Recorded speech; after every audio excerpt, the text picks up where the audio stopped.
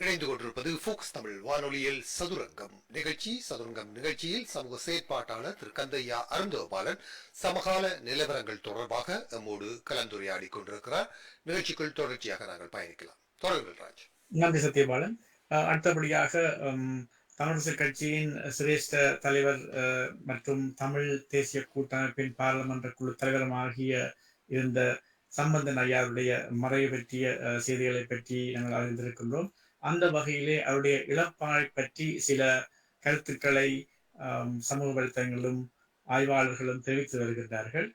இந்த வகையிலே அவருடைய இழப்பானது சிலரால் ஒரு பேரிழப்பாக நோக்கப்படுகின்ற அதே வேளையிலே சில ஆய்வாளர்கள் கருத்துருவாக்கள், குறிப்பாக நீலாந்தன், ஜோதிலிங்கம் போன்றவர்கள் இவர் ஒரு தோல்வியடைந்த தலைவர் என்ற வகையிலே அவருடைய செயற்பாட்டை வகுத்திருக்கிறார்கள். அப்படியானால் அதற்கான என்ன வரவேற்கத்தை கொண்டு இவர் தோல்வியடைந்த தலைவராக கணிக்கப்படலாம் என்று நீங்கள் நினைக்கிறீர்கள்?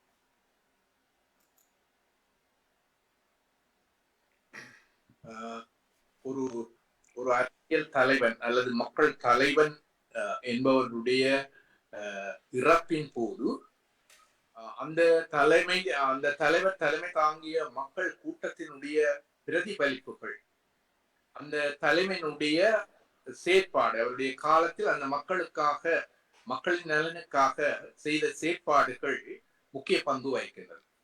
இந்த வகையில் நான் தந்தை செல்வாவினுடைய இறுதி நிலைமையும் இறுதி நிகழ்வும் சம்பந்தன் அவருடைய இறுதி நிகழ்வையும் ஒப்பிட்டு பார்க்கின்றேன்.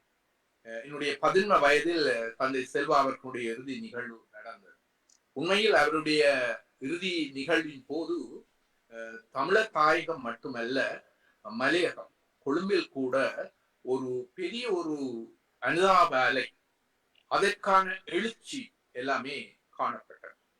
ஆனால் சம்பந்தன் ஐயாவினுடைய இறப்பு என்பது ஒரு சாதாரண இறப்பாகவே நிகழ்ந்து விட்டது. அதாவது மக்கள் மனதில் எந்த ஒரு சலனத்தையோ அல்லது துக்கத்தையோ அல்லது மாற்றத்தையோ அல்லது எழுச்சியையோ ஏற்படுத்தாத ஒன்றாக மறைந்திருந்ததை நாங்கள் பார்க்கின்றோம். உண்மையில் சம்பந்தன் ஐயாவினுடைய அந்த இறப்பு தொடர்பான அஞ்சலிகள் என்பவற்றை விட அதற்கு எதிர்மறையான நிந்தனைகள், அது தொடர்பான எதிர்மறை கருத்துக்கள் தான் அதிக அளவில் சமூக ஊடகங்களில் பரவினது என்பது.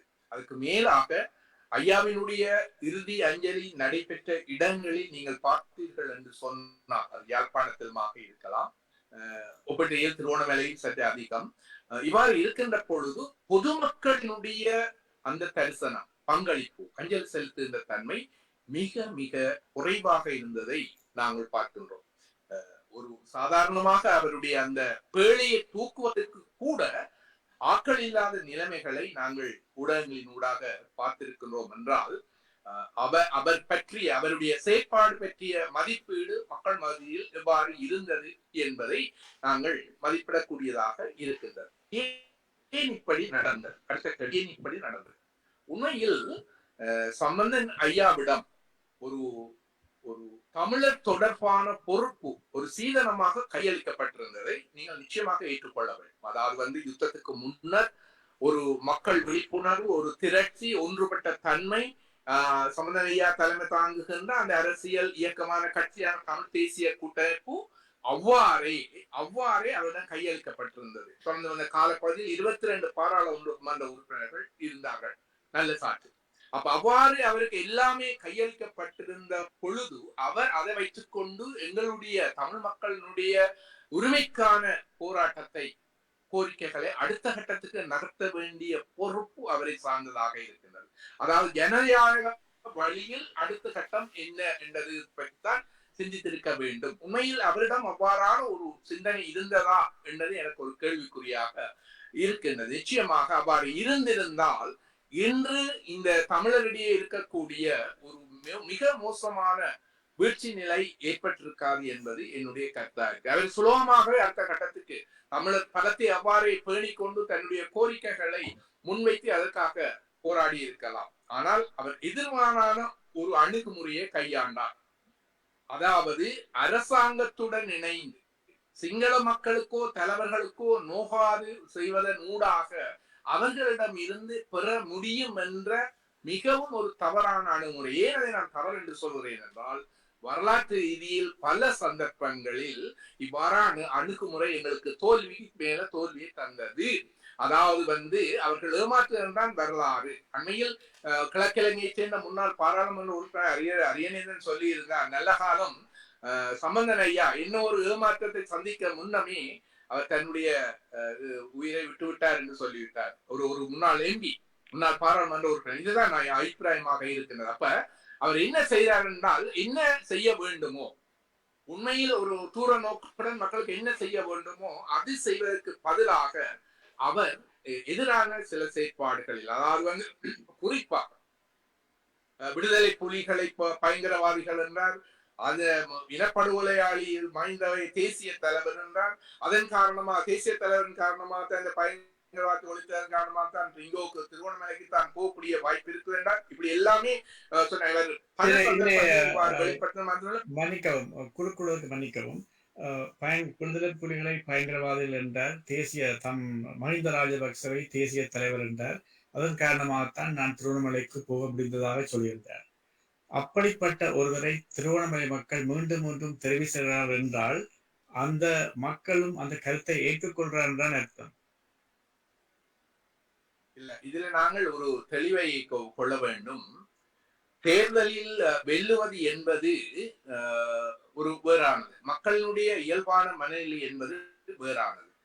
அந்த தேர்தலில் வெல்லுவது என்பதற்கு பல உத்திகள் கையாளுகிறார்கள். அது நிச்சயமாக ஒருவர் தேர்தலில் வெல்லுகின்றார் என்பதை கொண்டு அந்த கருத்துக்கள், அவருடைய கருத்துக்கள் மக்கள் ஏற்றுக்கொண்டிருக்கிறார்கள் என்பது இப்பொழுது நாங்கள் தீர்மானிக்க முடியாது. நிச்சயமாக என்ன பொறுத்தவரை நீங்க எல்லா தேர்தலையும் நீங்க பார்த்தீர்கள் என்று சொன்னால், அது குறிப்பாக தமிழ் பகுதிகள்ல அவ்வாறானவர்கள் எதிரானவர்கள் தான் வந்திருக்கிறார். கொஞ்சம் பேர் இருப்பார்கள், அவ்வாறான கருத்துக்களை ஏற்பவர்கள் இருப்பார்கள். ஆனால் அதுக்கு மேல பணங்கள், பண விடயங்கள், வேறு வகையான விஷயங்கள், அவர்களுடைய பிரச்சார உத்திகள், இப்படியான பல விஷயங்கள். ஏன்னால் நீங்க சொல்ற ஒன்று இருக்கின்றது என்னென்றால், மக்கள் தெரிவு செய்கிற, உண்மையில் மக்கள் தலைவர்களை தெரிவு செய்கிறார்கள் என்றால் மக்கள் தான் நிச்சயமாக குறை இருக்கிறது. அது பொதுவாக ஏற்றுக்கொள்ளப்பட்ட ஒன்று, அது விழிப்புணர்வு குறை. ஆனால் நீங்கள் பேசுங்கள். நாங்கள் கொண்டு இதுதான் ஏற்றுக்கொண்டிருக்கிற முடிவுக்கு நாங்கள் வரக்கூடாது என்று நான் நினைக்கின்றேன். அதுவும் திருவண்ணாமலை நீங்கள் பார்த்தீங்கள் என்று சொன்னா தெரியும், மட்டுமட்டாகத்தான். அடுத்த கட்டத்தில் அது கிடைக்குமோ என்பது கூட ஒரு ஐமிக்கம். ஐயாருடைய வாக்கு வங்கிகளை நீங்க பார்த்தீர்கள் என்றால் அது அதனுடைய வீழ்ச்சி. தமிழ் தேசிய கூட்டமைப்புடைய வாக்கு வங்கி 22 10 இருக்கின்றது. அப்ப இதுகள் எல்லாத்தையும் நாங்கள் பார்க்கின்ற பொழுது என்ன என்று சொன்னால், மக்கள் மனங்களில் அது பெரிய மாற்றங்கள் ஏற்பட்டிருக்கின்றது. நான் சொல்ல வந்த விஷயம் என்னன்னா, அந்த ஒற்றுமையை கட்டி ஒரு ஒரு ஜன வழியில போராடுகின்ற ஒரு இனத்துக்கு மக்களினுடைய ஒற்றுமையும் திரட்சி பலன் மிக முக்கியமானது. அதை கட்டி வளர்க்கணும். ஆனால் சம்பனையா தமிழ் தேசிய கூட்டமைப்பில் இருந்து சில கட்சிகளை வெளியேற்ற காரணமாக இருந்தார். பிறகு தமிழ் தேசிய கூட்டமைப்பை உடைந்தது. இப்பொழுது அவருடைய கட்சியை 2 நீதிமன்றத்தில் இருக்கிறது. இங்கே மக்கள் பிரிந்து விட்டார்கள். 22-10 எதிர்காலத்தில் எப்படியோ தெரியாது. அதான் சொன்னேன், மக்கள் மத்திய மனங்களில் அவர் வாழவில்லை. எதிரான ஒரு மறைமுகமான தோற்றத்தை தான் ஏற்படுத்தி இருக்கின்றது என்பது. அதுக்கு மேலாக இவருக்கு பல சந்தர்ப்பங்கள் கிடைத்தது.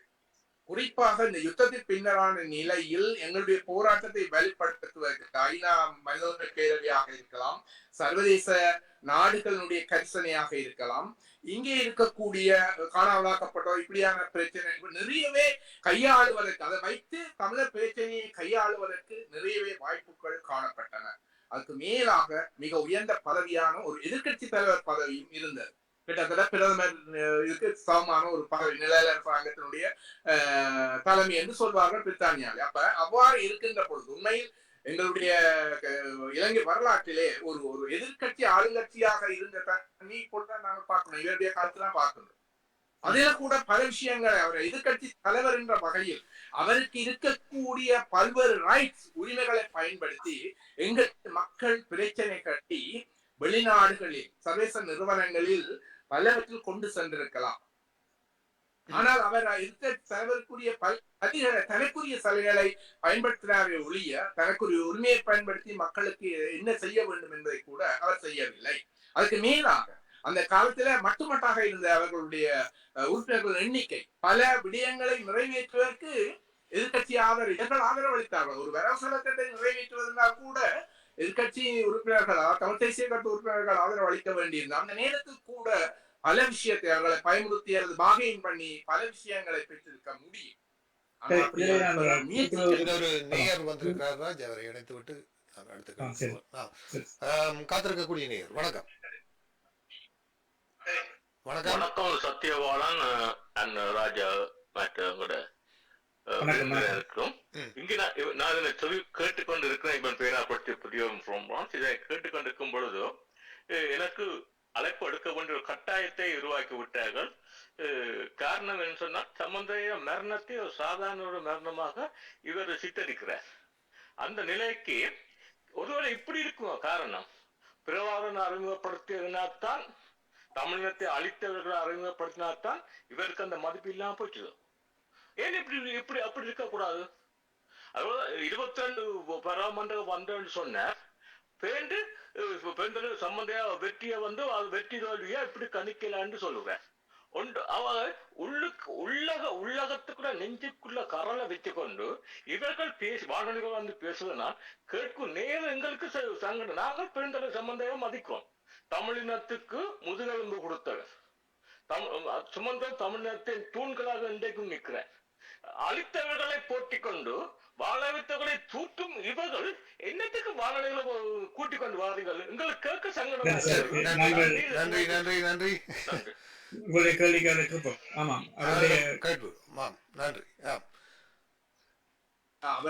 அவருடைய கருத்துக்களை நான் மதிக்கின்றேன். அவருக்கு அந்த கருத்துக்கள் சொல்வதற்கான உரிமை வீடியோ இருக்கு, வீடியோ வரவில்லை. ஆனால் நான் யதார்த்த நிலைமை, நான் எந்த ஒரு காழ்ப்புணர்ச்சியும் நான் கொண்டிருக்கவில்லை.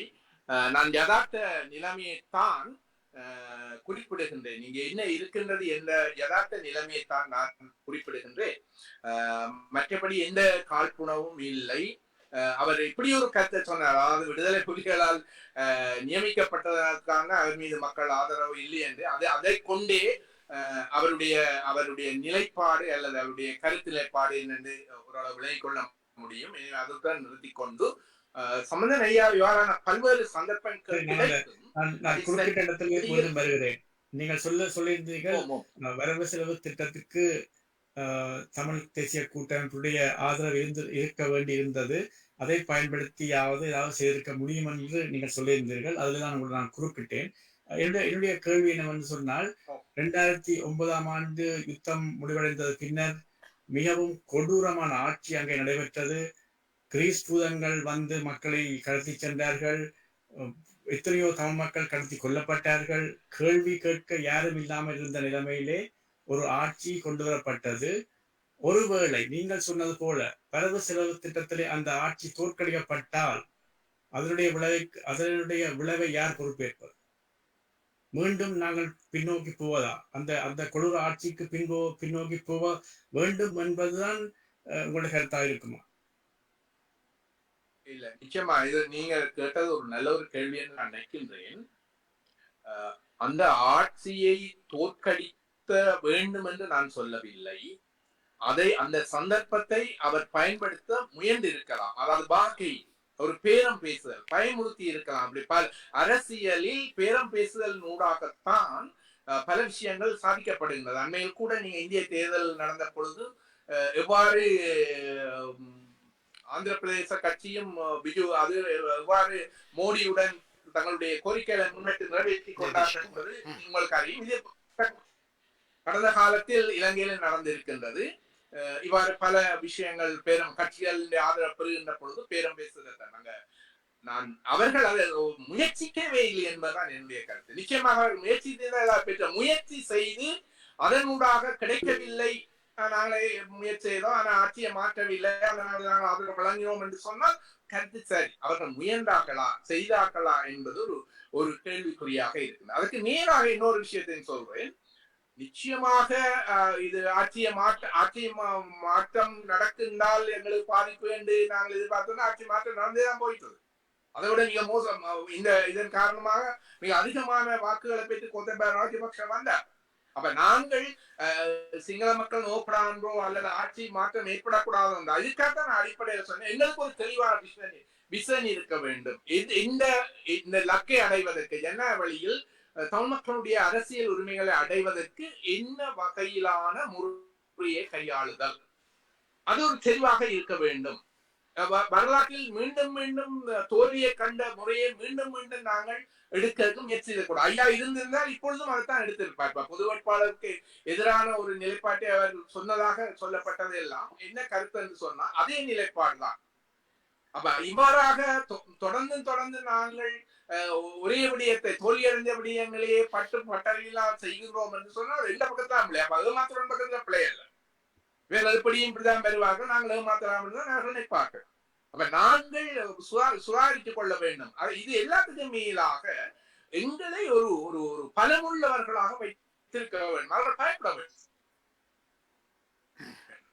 நீ பாருங்கள், எங்கேயோ இருந்த ஜனதா விமுக்தி பெருமுன தேசிய மக்கள் சக்தி என்று சொல்லப்படுகிற அந்த கட்சிக்கு உள்நாட்டிலும் சரி வெளிநாட்டில இருந்து சரி ஒரு ரெஸ்பெக்ட், ஒரு மதிப்பும் ஒரு அழைப்பும் ஒரு இதுவும் வந்த என்ன காரணம், அங்கே மக்கள் பல அவர்கள் திரட்டி வைத்திருக்காங்க. இதுதான் பிரதான காரணம். அவர் எக்ஸில வெளிவார்களோ வெள்ளார்களோ அடுத்த கட்டம். ஆனால் ஒரு ஒரு கணிசமான திரட்சியை கொண்டிருக்கிறார்கள் அடிப்படை. எப்பொழுது ஜனநாயகம் அது தேர்தலாக இருக்கலாம், பதவிகளாக இருக்கலாம், அதுவும் அரசியல் உரிமைகளை பெறுகின்ற நாங்கள் எங்களுடைய அந்த விடுதலை விழிப்புணர்வும் அரசியல் உரிமைக்கான விழிப்புணர்வும் மக்கள் ஒன்று திரண்டிருந்த நிலைமை மிக மிக அவசியமானதாக இருக்கின்றது. இப்பொழுது தமிழ் தேசிய தமிழரசு கட்சி அல்ல தமிழ் தலைவர்கள் என்ன கோரிக்கையை வைத்தாலும் சிங்கள தரப்பு ஏற்கிற நிலையில் இல்லை. ஏன்னா நாங்கள் பலமாக இல்லை, நாங்கள் உடைந்து போட்டோம். உடைத்து விட்டார்கள். அது எந்த தரப்பு தலைவர்கள் உடைத்து விட்டார்கள், சின்ன தரப்பு உடைத்து விட்டார்கள். சிங்கள தரப்பு உடைப்பார்கள், அவர்களுடைய நோக்கம் அது எங்களுக்கு தெரியும். அதிலிருந்து நாங்கள் எங்களை காப்பாற்றிக் கொள்ள வேண்டும். அதற்கு என்ன முயற்சி செய்தார் சம்பந்தன் ஐயா அல்ல அவரோட சேர்ந்தவர்கள் என்ன முயற்சி செய்தார்கள்? அவர்கள் அரசாங்கத்துக்கு தானே பாடினார்கள். இப்ப நான் இன்னொரு விஷயம் சொல்றேன். ஒரு எதிர்கட்சி தலைவர் ஒரு ஜனநாயக வழியில பாராளுமன்ற ஜனநாயகத்திலே எதிர்கட்சி என்பது மிக முக்கியமான ஆளுங்கட்சியை சரியான முறையில் நெருப்படுத்துகின்ற ஒரு கட்சி. அப்ப அந்த எதிர்கட்சி தலைவராக இருந்து கொண்டு சம்பந்தன் ஐயா சரி தமிழர்களுக்கு தான் ஒன்றும் செய்யவில்லை, இலங்கைக்கு என்ன செய்தார்? அதே காலப்பகுதியில தான் மிகப்பெரிய ஸ்கேண்டல், அதாவது அந்த ஊழல் அல்ல முறைகேடு வந்தது, மத்திய வங்கியினுடைய முறைகேடு வந்தது. அது தொடர்பாக பாராளுமன்றத்தில் ஒரு விவாதத்துக்கு ஏற்பாடு செய்த பொழுது சுமந்திரன் அது தமிழில் இல்லை என்றபடியினால் அந்த விவாதத்தை செய்ய முடியாத ஒரு எதிர்கட்சி பாராளுமன்ற உறுப்பினர்கள், ஆளுங்கட்சி அல்ல, அதாவது அந்த விவாதம் இல்லாம போய்விட்டது. அப்ப அங்கே ஒரு அரசினுடைய ஊழல் முறைகேட்டை மறைக்க அல்லது தவிர்ப்பதற்கு அவர்கள் முயன்றிருக்கிறார்கள். அப்ப அவர்கள் இலங்கை மக்களுக்குமே ஒரு எதிர்கட்சியாக இருந்து எதிர்கட்சி கடமையை இலங்கை மக்களுக்கு கூட செய்யலதான். அப்ப இப்படித்தான் நாங்கள் பார்க்க வேண்டும். அவர் தமிழர்களுக்கு ஒன்றும் செய்யவில்லை. ஒரு நல்ல பதவி கிடைத்தது தமிழருக்கு, முதல் நல்ல பதவி தமிழ் தேசிய கூட்டமைப்பு என்ற அந்த கூட்டமைப்புடைய தலைமை பதவி. எதிர்கட்சி இப்படியான வாய்ப்புகள் கிடைத்தும் சரியான முறையில் செய்யவில்லை. அவர்களே சொன்னார்கள் அது சர்வதேச முடிந்து விட்டது சொல்றாங்க, சர்வதேச செய்ய வேண்டும். அப்ப அவர்களுக்கே ஒரு குழப்பம், அவர்கள் சந்தர்ப்பத்துக்கு ஏற்ப அரசியல் செய்ய வெளிக்கிட்டார்கள். இதுதான் மக்களுக்குள்ள ஒரு பிரச்சனையாக இருக்கின்றது. இந்த வேளையிலே ஒரு விடயத்தை குறிப்பிடலாம். அதாவது நீங்கள் குறிப்பிட்டீர்கள் தமிழ் தேசிய கூட்டமைப்பு என்பது எதிர்கட்சியாக இருந்தது என்று. நான் அவ்வாறு கருதவில்லை. அவர்கள் எதிர்கட்சி வரிசையில் இருந்தார்கள், ஆனால் ஆட்சியில் பங்கெடுத்தவர்களாகத்தான் அவர்கள் தொடர்ச்சியாக பயணித்தார்கள் என்று நான் நம்புகிறேன். அது மட்டுமில்லாமல் அந்த நேரத்தில் இலங்கை பாராளுமன்றம் ஒரு அரசியலமைப்பு சபையாக மாற்றப்பட்டிருந்தது. அந்த முயற்சிகள் தோற்கடிக்கப்படக்கூடாது என்ற ஒரு நோக்கத்திலும் இவ்வாறான ஊழல் குற்றச்சாட்டுகள் தொடர்பான ஒரு மென்வலுவான போக்கை தமிழ் தேசிய கூட்டமைப்பு கொண்டிருந்தது என்ற ஒரு பார்வையும் இருக்கத்தானே செய்கிறது. அதாவது அரசியலமைப்பு சபை என்பது மாற்றப்படக்கூடாது, அது தொடர்ச்சியாக பயணிக்க வேண்டும். இந்த அரசாங்கத்தின் பதவியில் இருக்கும் போதே தாங்கள் முட்டு கொடுக்கின்ற ஒரு அரசாங்கத்தை முழுமையாக கொண்டு நடத்தி ஒரு தமிழர்களுக்கான ஒரு புதிய அரசியலமைப்பை கொண்டு வர வேண்டும் என்ற ஒரு பொறுப்புணர்வோடு அவர்கள் நடந்திருக்கவும் வாய்ப்புகள் இருக்கிறது தானே. நிச்சயமாக நீங்க சொல்ற விஷயம் நான் ஏற்றுக்கொள்கிறேன். ஆனால் அதற்கு முன்னரும் அதற்கு பின்னரும் அவர்களுடைய வெளிப்பாடுகள் எல்லாமே அது சார்ந்ததாக இருந்தால், அதாவது சம்பந்தன் ஐயா 2009 தொடக்கம் மக்களுடைய உரிமை சார்ந்த பிரச்சனைகளுக்கு முக்கியத்துவம் கொடுத்து ஒரு தூர நோக்குடன் நடந்து இருந்தால் இது சிலவற்றை ஏற்றுக்கொள்ளலாம். அது என்ன விஷயம் என்று சொன்னால், ஒரு விடயத்தை நீங்கள் இதென்ன வேண்டும், ஒரு தொடர்ந்து ஒரு எதிர்மறையான போக்கை கையாளுகின்ற ஒருவர் சில வேளைகளில் நீங்கள் சொல்லுகிற அந்த நியாயப்பாடுடன் நடந்து கொண்டால் கூட அது எதிர்மறையாகத்தான் நோக்கப்படும் என்பது ஒன்று. இரண்டாவது, நிச்சயமாக எல்லோருக்குமே தெரியும் ரெண்டு விஷயம். ஒன்று, தமிழர்களுக்கு சார்பான அல்லது தமிழர்களுக்கு நியாயமான விடயங்களை கொண்டு ஒரு அரசியலமைப்பு மாற்றம் நிகழும் என்பது ஒரு செய்வார்கள் என்பது ஏற்க முடியாத ஒரு விடயத்தை நாங்கள் தெளிவாக விளங்கிக் கொள்ள வேண்டும். இலங்கை அரசாங்கம், சிங்கள தலைவர்கள் யாராக இருந்தாலும் கூட வெளிநாடு ஒன்றின் சரியான அழுத்தம் இல்லாமல் தமிழர்களுக்கு எதுவுமே தரமாட்டார்கள். அது தெளிவாக நாங்கள் விளங்கிக் கொள்ளணும். ஏதோ ஒரு வகையிலான அழுத்தம் அவசியமானது. கடந்த காலத்தில மாகாண சபை முறைமை கொண்டு வந்தப்பட்ட கூட பெரிய ஒரு அழுத்தத்தின் மத்தியில் தான். நிச்சயமாக சிங்கள தலைவர்கள் யாரும் தமக்கு மேலான அழுத்தங்கள் இருக்கின்ற பொழுது அழுத்தங்கள் வராமல் செய்ய மாட்டார்கள். முன்னர் பல இருக்கின்ற பொழுது சில முன்னெடுப்புகள் செய்ய கூட விடுதலை புலிகள் அழுத்தத்தின் காரணமாக. அப்போ சமநிலையா அல்லது அந்த தரப்பு தெளிவா விளங்கிக் கொள்ள வேண்டும் ஒரு விஷயம். இரண்டாவது, அந்த அரசியல் அமைப்பை பொறுத்த மட்டும் மக்களுக்குரிய அரசியல் அமைப்பாக இருந்ததா என்பது இன்னொரு கேள்வி. பொதுவாகவே எங்களை பொறுத்த மட்டும் இந்த ஒற்றையாட்சிக்குள் இருக்கக்கூடிய எந்த ஒரு தீர்வும் நிரந்தர தீர்வாக இருக்க முடியாது. இதுக்கு மாகாண சபை முறைமை நல்ல உதாரணம். அவர்கள் நினைத்தவுடன் அதை எப்பொழுதும் எடுக்கலாம். சரி, ஒரு தமிழ் மக்களுக்கு ஓரளவு சார்பான ஒருவர் ஒரு இவ்வாறான ஒரு அரசியல் அமைப்பு மாற்றத்தை கொண்டு வருகின்றார் என்று சொன்னால், கொத்தையா போல ஒருவர் வருகின்ற பொழுது அதை இலகுவாக முறியடித்து விடுவார், எடுத்து விடுவார். அப்ப அந்த ஒற்றையாட்சிக்குள்ள இருக்கக்கூடிய பெரிய பிரச்சனையே அதுவாகத்தான் இருக்கின்றது. அதனாலதான் அந்த ஒற்றையாட்சி கட்டமைப்புக்குள்ள தீர்வுகளை காண முடியாது. அதை அவர் விளக்கம் சொன்னார்கள். ஒற்றையாட்சிக்குள் சமஸ்தி, ஒற்றையாட்சிக்குள் சமஸ்தி, அது தொடர்பாக இந்த விளக்கம் இல்லை. என்னை பொறுத்த மட்டும் அது ஆரம்பத்திலேயே கடந்த கால வரலாறு மட்டுமல்ல, அந்த அரசாங்க நிலைமைகள் கூட ஒரு அரசியல் அமைப்பை மாற்றங்களை கொண்டு வருவது என்று சொன்னால் நிச்சயமாக இலங்கையில 3-2க்கு மேற்பட்ட உறுப்பினருடைய பலம் தேவையாக இருக்கின்றது. அதுக்கு மேலாக சர்வஜன வாக்கெடுப்பு அவசியமாக இருக்கின்றது. இந்த ரெண்டும் வந்தால்தான் அரசியல் மாற்றங்களை ஏற்படுத்தலாம். ஏற்கனவே ஒரு சாதாரண வரவு செலவு நிறைவேற்றுவதற்கே தள்ளாடுகின்ற ஒரு அரசு, ஏற்கனவே பிரதம மந்திரிக்கும் ஜனாதிபதிக்கும் இடையிலான ஒரு முரண்பாடு முற்றி இருக்கின்ற ஒரு அரசு. அப்ப இவ்வாறான ஒரு நிலையில் இப்படியான ஒரு அரசியல் மாற்றம் நிகழுமா, அரசியலமைப்பு மாற்றம் நிகழக்கூடிய சாத்தியமா இருக்கின்றதா? கடந்த வரலாறை கொண்டு, இந்த தலைவர்களுடைய நிலைப்பாட்டை கொண்டு, சிங்கள தீவிரவாத நிலைப்பாட்டை கொண்டு நாங்கள் யோசிக்க வேண்டும். அந்த மாற்றங்கள் செய்கின்ற பொழுது மற்றவருடைய கருத்துக்கள் பற்றி பேசாமல் இருந்தார்கள். உண்மையாகவே ஒரு அரசியலமைப்பு மாற்றங்கள் செய்கின்ற பொழுது துள்ளி குதிக்கிற பௌத்த துறவிகள் அல்லது தீவிரவாதிகள் எல்லாரும் பெரும்பாலும் துள்ளவில்லை. அப்ப ஏனென்றால் அவர்களுக்கு தெரியும் இது நடக்கவே நடக்காது. அவர்களுக்கு தெரிந்த விடயம். நீங்க சொல்ற எல்லா கருத்துக்களையும் வைத்து நாங்கள் பார்க்கும் போது இதிலே சம்பந்தன் அவர்களை மட்டுமே ஒரு தோல்வியுற்ற தலைவராக நாங்கள் பார்க்க முடியாதுதானே.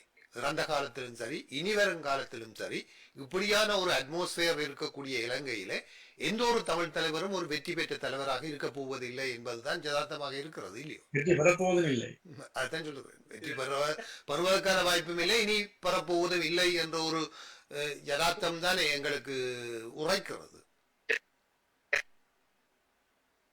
இதுல இன்னொரு விஷயம், அதுதான் நான் ஆரம்பத்திலேயே சொன்னேன். என்னென்றால் இப்படியான ஒரு அரசியல் கள நிலைமை, நீங்கள் குறிப்பிடுவது போல ஒரு அரசியல் கள நிலைமை இருக்கின்ற பொழுது அந்த அரசியல் கள நிலைமைகளை நாங்கள் எவ்வாறு வெல்வது, அதற்கேற்ற வழியில் நாங்கள் செல்வது என்பதை பற்றி தான் யோசிக்கணும். அதற்காகத்தான் எங்களுடைய மக்கள் பலம், அதை நாங்கள் பேண வேண்டும்.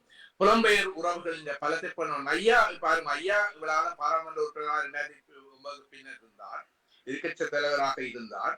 இன்றைக்கு எங்களுடைய அரசியலில் கூடுதலான ஒரு செல்வாக்கு செலுத்தக்கூடிய, அது சர்வதேச அரசியல் ரீதியாகவும் சரி, நிதி ரீதியாகவும் சரி, எங்கள் மீது அதிக அளவு தாக்கத்தை ஏற்படுத்தக்கூடிய ஒரு சக்தியாக புலம்பெயர் உறவுகள் இருக்கின்றது. அப்ப இந்த புலம்பெயர் உறவுகளினுடைய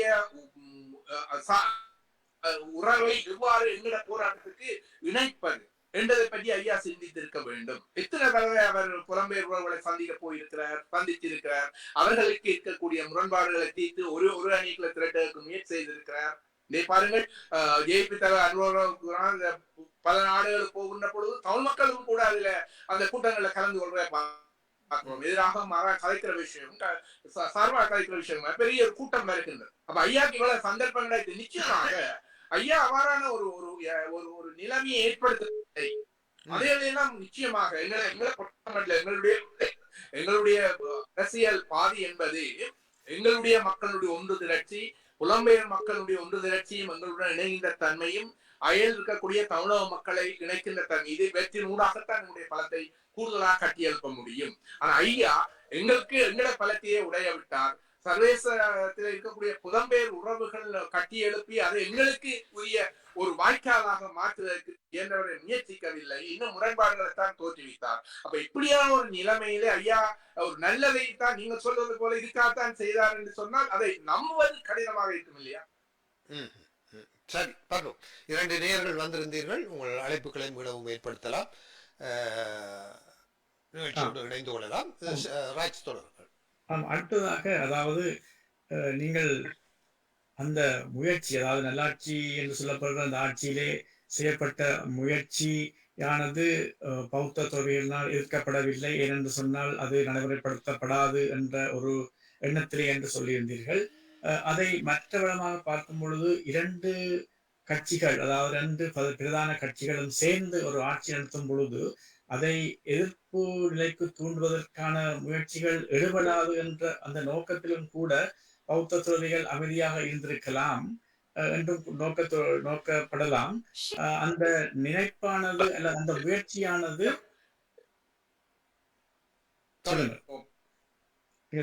சொல்ல வந்தே சொல்லுங்க.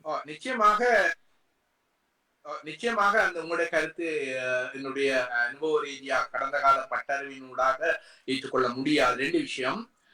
பௌத்த பீடங்களினுடைய தலைவர்கள் அவர் எப்பொழுதும் மேலானவர்கள். இந்த ஒற்றுமையா இருந்தான, வேறையா இருந்தான, ஆட்சி பலமாக இருந்தான, அவர்கள் இந்த விடயத்தை பொறுத்த மட்டும் நிச்சயமாக அவர்கள் எதிர்க்க வேண்டியது நிச்சயமாக எதிர்ப்பார்கள். 2வது, அவர்களுக்கு எதிராக எந்த தலைவரும், எவ்வளவு பலம் பெற்ற தலைவர்களும் நிச்சயமாக எதிராக செயற்பட மாட்டார்கள். அதுக்கு மேலாக அவர்களுடைய ஆதரவு நூடாகத்தான் அதிக பலத்தை பெற முடியும். நிச்சயமாக பொதுவாக இவ்வளவு வந்தது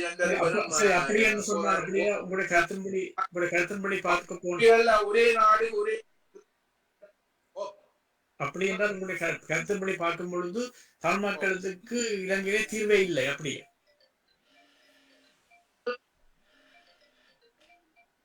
ஒவ்வொரு சந்தர்ப்பத்திலும் அது இருக்குதான் போறாரு இல்லையே. இப்ப என்ன விடயம் என்று சொன்னால், இப்ப இப்படி நாங்கள் ஏன் ஆயுத போராட்டம் தொடர்ந்தது என்றதை நாங்கள் பார்க்க வேண்டும், தொடங்கியதே பார்க்க வேண்டும். ஏற்கனவே இந்த முறைகளை கையாண்டு தோல்வி கண்டதன் ஒரு விளைவுதான் ஆயுத போராட்டங்களுடைய வளர்ச்சி. அப்போ ஆயுத போராட்டமும் எங்களுக்கு நிறைய பட்டறிவை தந்திருக்கின்றது. அதற்கு முன்னரும் ஜனாவளியிலான போராட்டங்கள் எங்களுக்கு பட்டறிவை தந்திருக்கின்றது. சிங்கள அரசாங்கமும் தலைவர்களும் எப்படி நடப்பார்கள் என்பது தெரியும் எங்களுக்கு.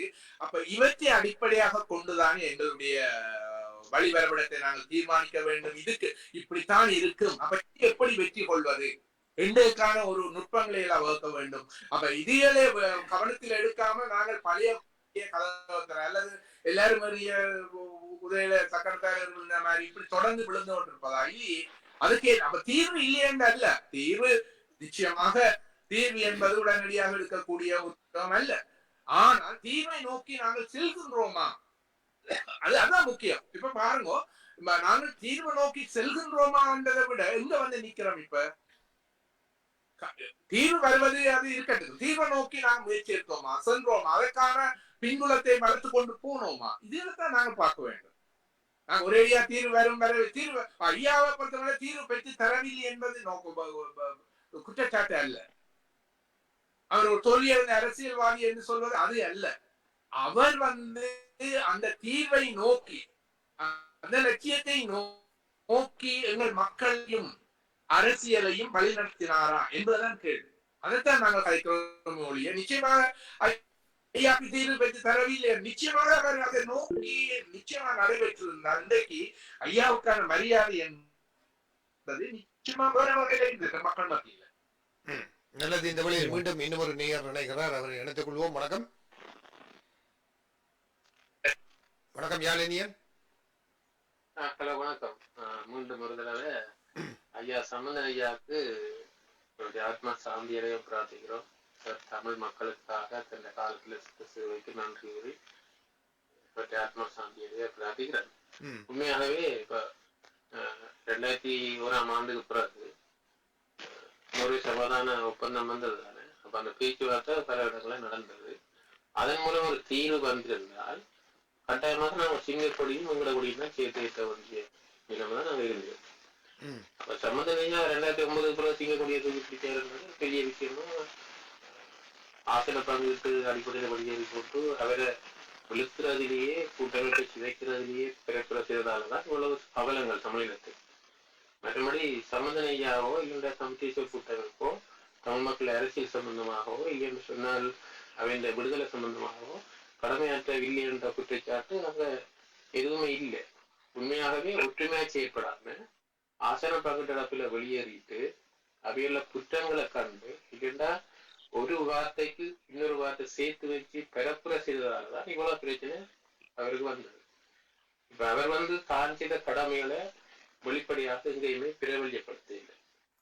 நிறைய செய்திருக்கிறார், நிறைய பேச்சுவார்த்தைகளை பங்கு பெற்றிருக்கிறார், நிறைய தூதுவர்களை சந்திச்சிருக்கிறார், நிறைய வெளிநாட்டு தூதுவர்கள் அவர்களை சந்திச்சு பேசியிருக்கணும். பேசுற விஷயங்களை அவர் வெளியே சொல்றது இல்லை. சொல்லிட்டா இது ஒரு குழப்பங்களாக வரும், இடையூறாக வரும் என்று சொல்லித்தான் கனவு விஷயங்கள் செய்திருக்கிறார். ஆனால் எதையுமே செய்யல என்று அவரை சொல்லலாம். இப்ப 1983ஆம் ஆண்டு இனக்கலவரத்துக்கு பிறகு தங்களோட பாராளுமன்ற உறுப்பினர் பதவியே துறந்து கொண்டு இந்தியா போனாக்கள்லாம் நவையில்லை. அந்த 2009ஆம் ஆண்டு பிறகு பாராளுமன்றத்துக்கு போன எந்த அரசியல்வாதி சரி இவ்வாறான காரியத்தை செய்யல. எங்களுக்கு தமிழர்களுக்கு பாராளுமன்றத்துல நீதி இல்லை, குறுந்துரிமைகள நீதி இல்லை, எங்களுக்கான விஷயம் எதுவும் நடக்குதில்லை, நாங்கள் தான் துறந்து போறோம் சொல்லி இந்த மக்கள் முன்னாடி கூட செய்யல. இதுவரைக்கும் எதிர்ப்பரசியல் தான் பேசியணும். ஆனா 3 நாள் லீவையும் எடுக்கணும் பாராளுமன்றத்தில். அப்படின்னா இதுல குறை சொல்றதுக்குண்டே சில அரசியல்வாதிகள் இருந்தது. தமிழ் தேசிய கூட்டு 2009ஆம் ஆண்டு வரைக்கும் இணைஞ்சு பயணிச்சவ ஒரு அச்சுறுத்தல் மத்தியில 2000 கட்டுப்பாட்டின் மத்தியில அதுக்கு பிறகு வெளியேறி அதை சிதைக்கிறது, அதை அழிக்கிறது மூலம்தான் தங்களுடைய அரசியலை முன்வரலாம், தங்களோட கட்சியை தமிழ் பகுதியில நிலைக்க வைக்கலாம் என்ற ஒரு சிந்தனையில அதை சிதைக்க அழித்து தமிழ் எதிர்காலத்தையும் அழிச்சு அவருடைய அரசியல் உரிமைகளையும் கிடைக்க அமைக்கிறது அந்த கட்சி மட்டும்தான். இதுல சம்பந்தனையா குறை சொல்றது ஒன்றுங்களி என்று சொல்லி நான் சொல்ல விரும்புறேன். இன்னொரு விஷயத்தை நான் சொல்லாம இருக்கிறேன்.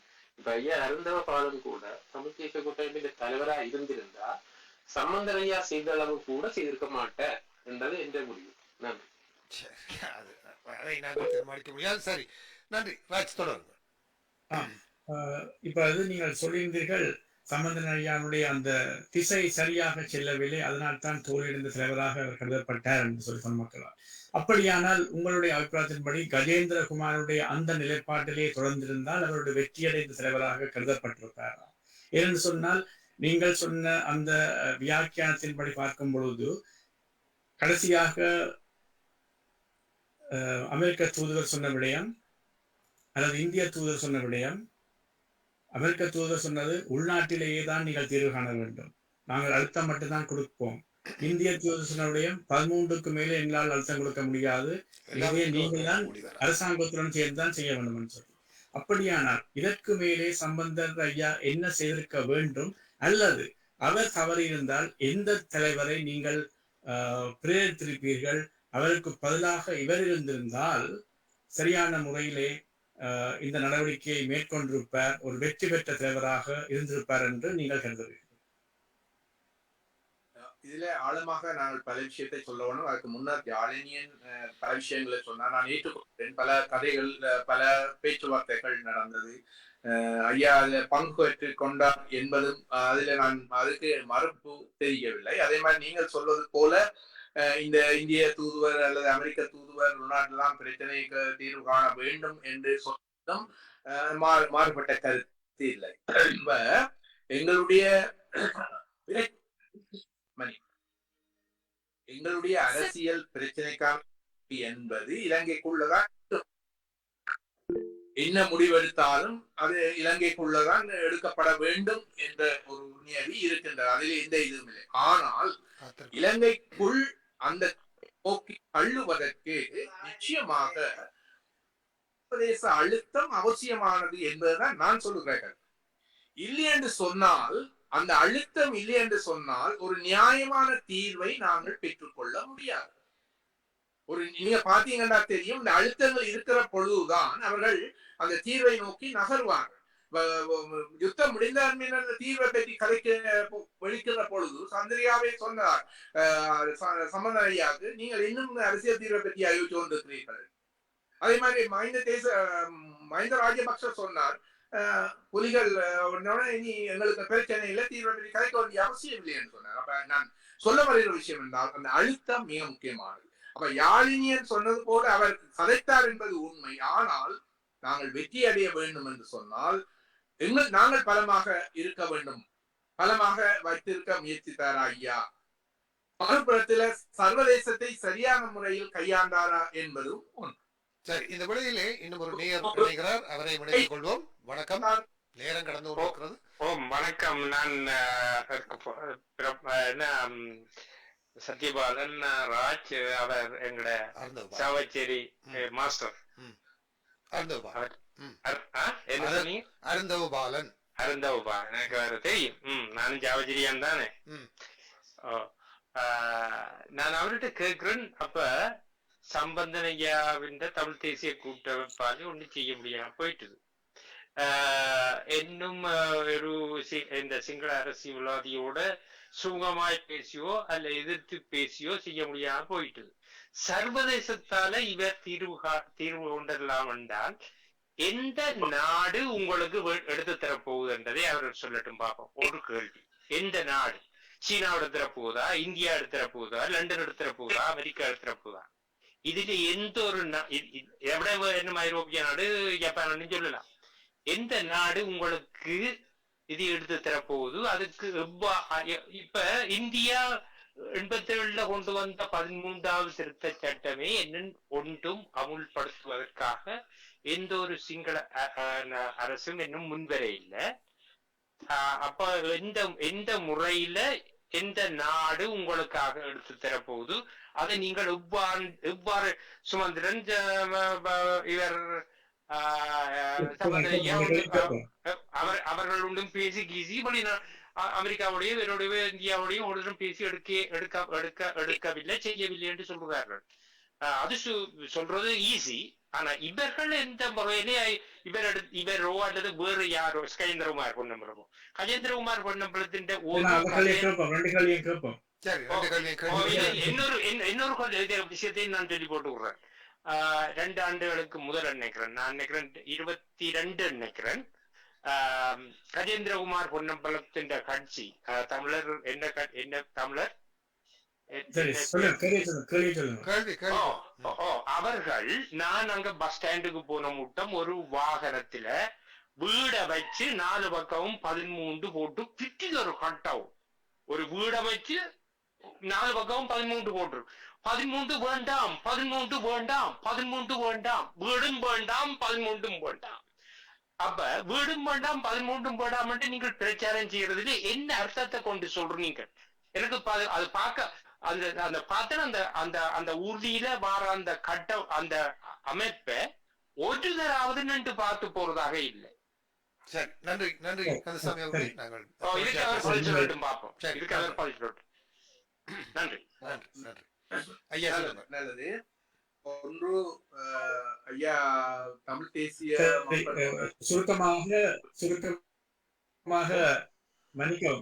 சுருக்கமாக அவருடைய கேள்வி, எந்த நாடு உங்களுக்கு உதவி செய்ய போகின்றது இந்த விஷயத்திலே என்றது. என்னுடைய கேள்வி, எந்த தலைவர் தமிழ் தேசிய மக்கள் முன்னணியினுடைய ஏதோ நான் அதனுடைய பிரதிநிதியன் உறுப்பினருண்டோ அல்லது அதன் சார்பாக கலைக்கிறேன் என்ற ஒரு பின்புலத்தில் வச்சு ஐயா அந்த கேள்வியை கேட்டிருக்கார் போலக்கு. 13 நான் வேண்டாம் என்றும் நிராகரிக்கவில்லை, அல்லது தமிழ் தேசிய மக்கள் முன்னணி செய்த சரி என்ன அல்லது அவருடைய பாதான் சரி என்று நான் சொல்லவில்லை. தயவு செய்து ஐயா அதே புரிந்து கொள்ளுங்கள். அடுத்த விஷயம் என்ன நாடு என்று கேட்கிறார். இங்கே சர்வதேச அழுத்தம் என்பதற்கும் ஒரு நாட்டினுடைய அழுத்தம் அல்லது அனுசரணை என்பதற்கும் வித்தியாசம் இருக்கின்றது. நாங்கள் எங்கள் மக்களுக்கு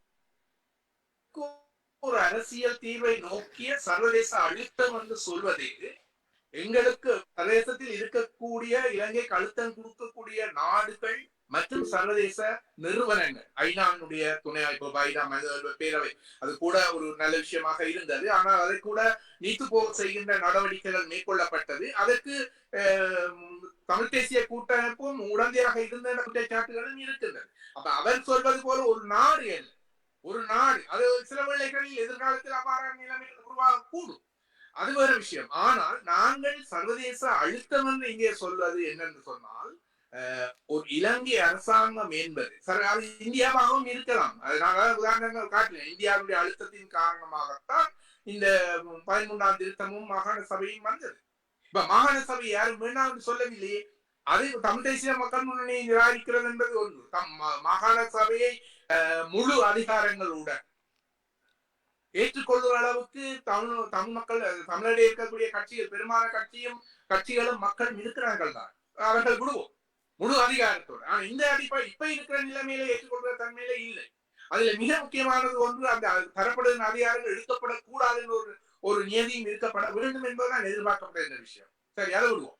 சர்வதேச அழுத்தங்கள் என்பது அவர் குறிப்பிடுவது போல ஒரு நாடு அல்ல, வேறு ஒரு நாடாக இருக்கலாம். ஈவன் இந்தியா கூட இருக்கலாம், இல்ல அமெரிக்காவா இருக்கலாம். நிச்சயமா இந்தியாவை மீறி அமெரிக்கா வராது என்பது, எங்களுடைய பிரச்சனையில் ஈடுபடாது என்பது முக்கியமானது. சைனா பெற்ற நிச்சயமா சைனா இவ்வாறான விஷயங்கள்ல ஈடுபட மாட்டாது என்பது ஏற்றுக்கொள்ளப்பட்ட ஒரு விஷயம். ஏனைய நாடுகள் பாருங்க, பல நாடுகள் எங்களுக்கு ஆதரவாக குரல் கொடுக்கின்ற நிலைமைகள் இருக்கின்றது. நான் சொல்ல வருவது என்னன்னா, இந்த இவ்வாறு இருக்கக்கூடிய இந்த ஆதரவு நிலைமைகளை விருத்தி செய்து எங்களுக்கு சார்பாக அவர்கள் கலைக்கிறதுக்கான அழுத்தங்களை கொடுக்கிறான மாற்றங்களை நோக்கி நாங்கள் முயற்சி எடுக்க வேண்டும் என்பதுதான் என்னுடைய கருத்தாக இருக்கின்றது ஒழிய, நான் ஒரு நாடு வரும் பெற்று தரும் எந்த கருத்திலையும் நான் என்னுடைய கருத்தை முன்வைக்கவில்லை. நல்லது.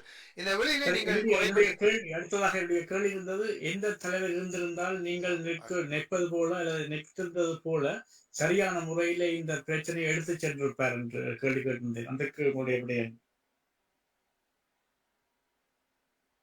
எந்த தலைவர் இருந்திருந்தால் என்பதற்கு நாங்கள் தலைவர்கள் உருவாக்கப்படுகிறார்கள். சம்பந்தர் ஐயாவினால் இதை சரியாக செய்ய முடியவில்லை, அதனால்தான் அவர் தோல்வியிலிருந்து விட்டார் சொன்னால், அவருக்கு பதிலாக எந்த தலைவர் இருந்திருந்தால் இந்த நடைமுறை சரியாக கொண்டு செல்லப்பட்டிருக்கு.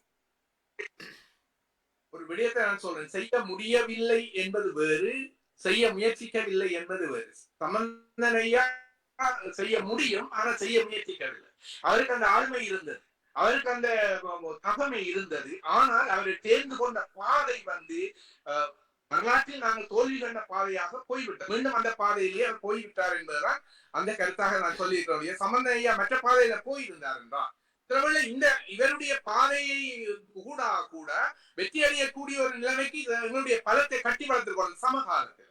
சமகாலத்தில் கட்டி வளர்த்திருக்கோம். நிச்சயமாக ஒரு சிங்கள தரப்பு என்பது சர்வதேச அழுத்தம் மட்டுமல்ல. நான் முன்னர் சொன்னது போல எங்களுடைய பலம் முக்கியமானதோ, மக்கள் எல்லாரும் இவரின் பின்னால் நிற்கிறார்கள், மக்கள் எல்லாம் இவர் சொல்றதை கேட்கிறார்கள் என்று ஒரு தமிழ் மக்கள் அனைவரையும் திரட்டி வச்சுக்கொண்டுதான் சிங்கள அரசோட பேச வேணும். இங்கே தமிழ் மக்களை கட்சி ரீதியாகவும் வேறு வகையிலும் புலி நீக்கம், தேசிய நீக்கம் இப்படி எல்லாம் செய்து சிங்கள மக்களுக்கு நோக்கக்கூடாது, சிங்கள தலைவரோட இதயத்தால் இணைந்து வேலை செய்யணும் என்றால் இங்க ஆதரவு தளத்தை விட்டுட்டு அங்க போய் தனித்து நின்றால் இது நடக்க முடியாது. சமகாலத்தில் அவர் என்ன செய்திருக்க வேண்டும்? இங்கே பலத்தை பேணி வந்திருக்கோம். 2009 பேணி வந்திருக்கோம். இந்த வேளையில் மீண்டும் சிவராஜா அவர்கள் நிகழ்ச்சியோடு இணைக்கிறார். வணக்கம் சிவராஜா. வணக்கம் சத்யபாலன், வணக்கம் நண்பன் அருந்தபாலன். நான் இதுல 2 கேள்விகளை மட்டும் கேட்டுவதன், அந்த அருந்தபாலன் சொன்ன மாதிரி இப்ப சம்பந்தர் போன இந்த பாதையை விட்டு மற்ற பாதையில் போயிருந்தால் கொஞ்சம் கூட பலன் இருக்கும் என்று சொன்ன இதுல அந்த மற்ற பாதை என்றதுக்குரிய எனக்கு விளக்கத்தை எங்களுக்கு சொன்னீங்கன்னா கொஞ்சம் மற்ற பாதை என்று அதுல அடுத்த மற்றது எதில போயிருந்தால் சம்பந்தனாலே சில இதுகள் நிறைவேற்ற முடியும், மக்களை திருப்திப்படுத்தி இருக்க முடியும் என்றது முதல் கேள்வியும். மற்ற இன்னொரு கேள்வி, இப்ப தற்போதைய நிலையில இந்த பொது வேட்பாளர் என்ற விடயத்திலே உங்களுடைய நிலைப்பாடு என்ன என்பதையும் கேட்டுட்டு நான் நன்றி நன்றி நன்றி. அதே கேள்வியுடன் நானும் சில விஷயங்களை பகிர்ந்து கொள்ளலாம் என்று நம்புகிறேன். கேள்விகள் தான் நீங்கள் குறிப்பிட்டீர்கள், 22 பாராளுமன்ற உறுப்பினர்கள் இருந்தார்கள், அவர்களை கொண்டு இன்னொரு கட்டத்துக்கு நகர்ந்திருக்கலாம். அதாவது சிவராஜ் அவர்கள் கேட்டது போல மற்ற பாதை அவ்வாறான அடுத்த கட்டம் என்பது என்ன, எப்படியான ஒன்றை நீங்கள் எதிர்பார்க்கிறீர்கள் என்ற ஒன்று. இரண்டாவது, சம்பந்தன் போன்ற ஒரு ஜனநாயக பரப்பிலே இயங்குகின்ற தமிழீழ விடுதலை புலிகளுடைய மிகப்பெரிய படு தோல்விக்கு பிறகு வந்த ஒரு தலைவரால தமிழீழ விடுதலை புலிகளை விட சிங்கள மக்களை அவரால் வேறு எப்படி நோக வைக்க முடியும் என நீங்கள் எதிர்பார்க்கிறீர்கள்? அப்படியான ஒரு தலைவராக அவர் தன்னை வெளிப்படுத்த விரும்பவில்லை என்ற ஒரு நிலைப்பாட்டோடு தான் அவர் 2010 பின்னரான ஒரு அரசியலை நகர்த்த முற்படுகிற போது சிங்கள மக்களை நோக வைக்க கூடாது என்று அவர் எடுத்த அந்த முடிவை பலரும் விமர்சிக்கிறார்கள். அது அவ்வாறு அல்ல. அதாவது சிங்கள மக்கள் மத்தியிலே தமிழர்கள் பிரிந்து செல்லாமல் ஒன்றுபட்ட நாட்டுக்குள் ஒரு தீர்வை பெறுவதற்கு முயற்சிக்கிறார்கள் என்ற நம்பிக்கையை கட்டியெழுப்பது என்று ஏன் நாங்கள் பார்க்கவில்லை? இந்த விடயம்தான் நாங்கள் தொடர்ந்து பேசிக்கொண்டு இருக்கிறோம் என்று நான் நினைக்கின்றேன். இந்த முறை என்பது பல சந்தர்ப்பங்களில் மேற்கொள்ளப்பட்டு தோல்வி கண்ட ஒரு முறை. அதாவது சிங்கள மக்களினுடைய மனங்களில் ஒரு நல்லதை விதைப்பது என்பது, சிங்கள அரசாங்க தலைவர்களுடன் இணைந்து இருப்பது என்பதும் இதுக்கு முன்னர் பரிசீலிக்கப்பட்ட விடயங்கள் மட்டும்தான். இந்த நிலையில்தான் சில உடன்படிக்கைகள் மேற்கொள்ளப்பட்டு தூக்கி எறிஞ்சது என்று தெரியும். இலங்கை அரசாங்கத்துக்கு கோபம் வரும் என்பதற்காகவே இந்திய அழைப்பை நிராகரித்தவர், இந்தியா அழை போகாத ஒரு நிலையில் இருந்தவர். அப்போ அந்த முறை இப்ப எங்களை பொறுத்த மட்டில எங்களுடைய அணுகுமுறை என்பது சிங்கள மக்களை எதிரிகளாக்குவது அல்ல. ஆனால் சிங்கள தரப்புடன் சரணாகதி அடையவும் கூடாது. நாங்கள் எங்களுடைய நிலையில நிற்க வேண்டும். நாங்கள் தமிழ் தரப்பு ஒரு பலமுள்ள சக்தியாக, பேரம் பேச சக்தியாக இருந்து கொண்டு தான் அவர்களுடன் பேரம் பேச போக வேண்டும். பேரம் பேசுவதன் ஊடாகத்தான் தீர்க்க முடியும். இலங்கை அரசுடன் தான் எங்களோட பிரச்சனையை தீர்க்க முடியும் என்பது எல்லாம் உண்மை. ஆனால் நாங்கள் எங்கட பக்கத்தினுடைய அந்த பேரம் பேசல் உச்சமாக பெறக்கூடிய நிலைமையை எப்பொழுதும் வலுமாமல் பேணிக் கொள்ளுதல் மிக மிக அவசியமான ஒன்றாக இருக்கின்றது. அப்ப அதைத்தான் ஐயா செய்திருக்கவில்லை என்பது, அதை மாற்றம், அதை செய்திருக்கவில்லை மாத்திரமில்லை, அதை செய்யாவிட்ட அதே சமகாலத்துல எவ்வாறு நாங்கள் கடந்த காலத்தில் தோல்வி கொண்டோமோ அந்த முறையை மிக ஆழமாக போய் அவர்கள் தோல்வி அது வெற்றி கண்டாரா இல்லை, அது நிச்சயமா வெற்றி எங்களுக்கு தராது, மீண்டும் மீண்டும் தோல்வியைத்தான் தரும். ஏன்னா சிங்கள தலைவர்களுடைய நிலைமை அப்படித்தான். எதிர்மறையான நிலைமையான சிங்கள தரப்புகளுடன் சரணடையாது என்று எப்பொழுதும் ஒரு மூன்றாம் தரப்பு நாங்கள், அதாவது அந்த அந்த எதிர்மறையான நிலைமையும் கூட விடுதலை புலிகளால் மிக கடுமையாக முன்னெடுக்கப்பட்டு கூட அதுவும் தோல்வியில் தானே முடிந்தது.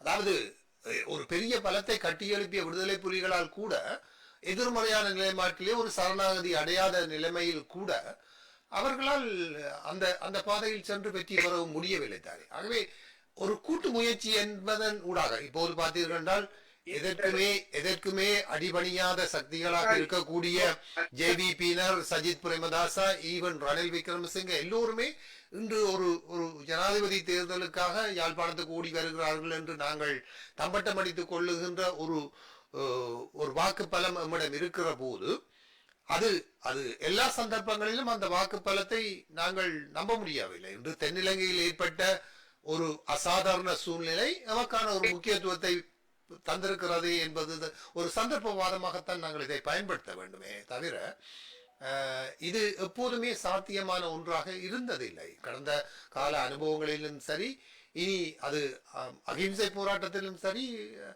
ஆயுத பலம் வாய்ந்த நிலைமையிலும் சரி, ஒரு எதிர்ப்பு அரசியல் என்பது வெற்றி பெறவும் இல்லை. இணக்க அரசியல் எப்படி வெற்றி பெறவில்லையோ அப்படி எதிர்ப்பு அரசியலும் வெற்றி பெறவில்லை என்று தானே நாங்கள் பார்க்க வேண்டும்.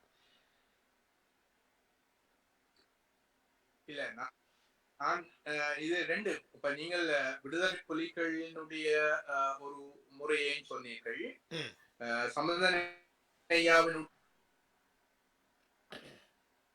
முறையையும் சொன்னீர்கள். இந்த ரெண்டுக்கும் இடையில் வேற முறைகள் இல்லையா அப்படி சொல்லிட்டு பார்ப்போம்.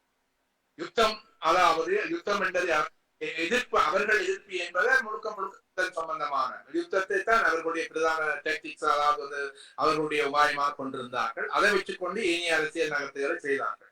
சம்பந்தன் ஐயா முழுக்க முழுக்க சிங்கள தரப்புடன் இணைந்து அதை அடையலாம் என்ற ஒரு நம்பிக்கையில் அவர் அதை செய்தார். இந்த ரெண்டுக்கும் இடையில் பல உபாயங்களை நாங்கள் கண்டு கொள்ளலாம். ஒரு விஷயம் நிச்சயமாக அது இருக்கின்றது. சிங்கள தரப்புடன் நான் சொல்வது என்னென்றால், சிங்கள தரப்புடன் சமதியாக நின்று இப்போ ஒருவரை எதிரியாக்குவது என்பதற்கும் சரணாகதி என்பதற்கும் நாங்கள் ஒரு சமநிலை நட்பு நிலையிலிருந்து பேசுவது என்பதற்கு நிறைய வித்தியாசம் இருக்கு இல்லையா? எதிரியாக பார்க்க தேவை. அதே மாதிரி அவர்களுடன் ரெண்டரை கலக்கம் தேவையில்லை. இன்று சம்பந்தனுடைய மாஸ்டர் ஒரு விஷயம், சம்பந்தனுடைய இறுதி சடங்கிலே பேசிய சிங்கள தலைவர்களும் சரி, முஸ்லீம் தலைவர்களும் சரி, தென்னிலங்கையிலிருந்து வந்த தமிழ் தலைவர்களும் சரி, ஏனைய சர்வதேச தலைவர்களும் சரி, சம்பந்தன் அவர்கள் ஒரு என்ன சொல்வது, ஒரு சமாதான முயற்சியில் நட்பு ரீதியாக இலங்கையை பிரித்திடாத, இலங்கைக்குள் ஒன்றுபட்ட நிலையில் ஒரு தீர்வுக்காக பாடுபட்ட தலைவராகத்தான் அவரை விமர்சிக்கிறார்கள். நீங்கள் சொன்ன அதே பாணியைத்தான் அவர் ஒரு நட்பு ரீதியான பாணியாகத்தான் அவர் கடைபிடித்தார் என்று நம்புகிறேன். நேரம் கடந்து கொண்டிருப்பதால் சுருக்கமாக நான் இந்த பதிலை எதிர்பார்க்கிறேன். இவ்வளவு நீங்க சொல்ற மாதிரி இவ்வளவு பேரும் சொல்றாங்க, சிங்கள தலைவர் பேசினாதான் அப்படியே தீர்க்க முடியாது போனது. ஏன் தீர்க்கவில்லை? சரி, சம்பந்தன் இவ்வளவு விட்டு கொடுத்தார் என்று சொல்றவர்கள் ஏன் தீர்க்க விட்டார்கள்? அவர் டிலான் பெரா சொன்னார், சம்பந்தன் இருக்கைக்குள்ள நாங்கள் தீர்வு பண்ணா தெரியும், இந்த ஒரு காலம் தீர்வு காண முடியாது. அப்ப இவர்கள் இது மன்னிக்க வேண்டும் சொல்லி இருக்க வேண்டும். நாங்கள் இது என்ன ஒருவர் வந்து செய்தாலும் இதே விஷயம் தான் சொல்லப்பட்டார்கள். யாரும் தங்கள் நலனைத்தான் பார்ப்பார்கள். இப்படியான இறுதி உரையில் அவர்கள் உற்பத்தியை சொல்வார்கள் என்பது உண்மை. நாங்கள் ஐயாவை மதிக்கின்றோம். ஆனா அதுக்காக நாங்கள் எதிர்காலத்தில் தமிழர் நலன் கருதி ஐயாண்ட முறை இருக்கக்கூடாது, ஐயாண்ட அணுகுமுறையால நாங்கள் மீண்டும் தோல்வியை தழுவோம் என்பதுதான் சொல்ல வருகிறது. இரண்டாவது இன்னொரு விஷயம் சொன்னீர்கள் என்னென்றால், இந்த சஜித் வாரார் ஆனால் ஏன் வர வேண்டும்? இப்படி ஒரு கேள்வி இருப்போம். நாங்கள் ஒற்றுமையாக தேசிய கூட்டமைப்பில் ஐயாவின் தலைமையுடைய தலைமையுங்கள் ஒன்றுபட்டு நின்றால் அவர்கள் இங்கே தமிழரிடம் பெற வேண்டிய தேவை இல்லை. ஐயாவுடைய கதை இந்த வாருங்கள், எங்களுடைய நோக்கம் இதுதான், இதை நீங்க நிறைவேற்றியிருக்கலாம், இதுல ஒரு முன்னந்தர மத்தியஸ்தில இந்த உடன்படிக்கையை நாங்கள் செய்து கொள்வோம், முழு தமிழுடைய வாக்கை நாங்கள் உங்களுக்கு பெற்றுத்தாரோம். ஐயா அப்படி சொல்ல முடியுமா? இல்ல தமிழ் தேசிய கூட்டமைப்பை சொல்ல முடியுமா? தமிழரசு இப்ப சொல்ல முடியுமா? இல்லையே. அவர்கள் இங்கே வந்து ஒவ்வொருவரும் மக்கள் கேட்கிறார்கள்னா என்ன கருத்து? நாங்கள் ஒற்றுமையா இல்லை என்பதான கருத்து. நாங்கள் பிரச்சாரம் செய்து நாங்கள் ஒவ்வொரு வாக்கு பெறலாம் என்பதான கருத்து. அந்த ஒற்றுமையை நாங்கள் பேணி இருந்தால் ஐயா அந்த தலைமைகளை சொல்லுங்கள தமிழ் மக்கள் கேட்பார்களா இல்லையா? இதைத்தான் நாங்கள் சொல்றோம். இந்த விஷயத்தை நான் சொல்றோம். நாங்கள் இப்பொழுது எல்லாரையும் கையாளக்கூடிய ஒரு நிலைக்கு தமிழ் தரப்பை விட்டுட்டார் ஐயா என்றதான் நாங்கள் ஆனந்தப்படுவோம். ஒரு ஒரு ஒற்றுமையாக ஒரு ஒரு கட்டமைப்பாக அவருடைய கையில் சீலனம் போல கொடுத்த ஒரு விஷயம் 2009 பிறகு அதை அவர் சரியான முறை நான் அரசாங்கத்துடன் இணைந்து செயற்படக்கூடாது என்று நான் சொல்லவில்லை, எதிரியாக செயற்பட வேண்டும் என்று சொல்லவில்லை, சிங்கள மக்களுக்கு எங்கள் மீதான ஒரு எதிர்ப்பை வெறுப்பை உருவாக்க வேண்டும் என்று சொல்லவில்லை. அது நான் என்னுடைய கருத்து. அப்படி செய்யக்கூடாது. ஒரு ஜனாவளியில அப்படி செய்யக்கூடாது, இதே மழைய முடியாது. ஆனால் நாங்கள் எங்களை ஒற்றுமையாகவும் எங்கள் தரப்பை விட்டுக் கொடுக்காமலும் எங்கள் தரப்பு பலமுடியதாகவும் வைத்துக் கொண்டு பேரம் பேச வேண்டும். அது மாத்திரமல்ல, அதனூடாக சர்வதேச ரீதியான ஒரு அழுத்தத்தை அவர்களை பிரயோகிக்க வேண்டும். இப்ப இந்தியாவால் மேற்கொள்ள நாடுகள் திரும்பி பார்க்காத என்ன நாங்கள் பலம் இல்லை. ஒரு தலைவர் கேட்கிற தமிழ் மக்களில் நாங்கள் நலமாக இருந்தால் தான் அவர்களுடைய நலனை பேணுவதற்காக உங்களை கையாள விரும்புவார். இன்னைக்கு அவர்கள் எங்களை விட்டு இந்தியா சிலங்க அரசாங்கத்தை கையாளுதுன்னு சொன்னா அதன் கருத்து என்ன? எங்களை சும்மா கழிச்சு கொள்வதா நேரடியாக கையாளக்கூடிய ஒரு நிலைமை உருவாகிவிட்டது இலங்கையில். அப்ப இப்படியான நாங்கள் தள்ளப்பட்டுள்ளோம். அப்ப இந்த நிலைமையை உணர்ந்து ஐயா செயற்பட்டிருக்க வேண்டும் என்பதுதான் எங்களுடைய ஆதங்கமே ஒழிய ஐயாவை குறை கூறுவதோ அல்ல தாழ்த்தி கூறுவதாவே அல்ல.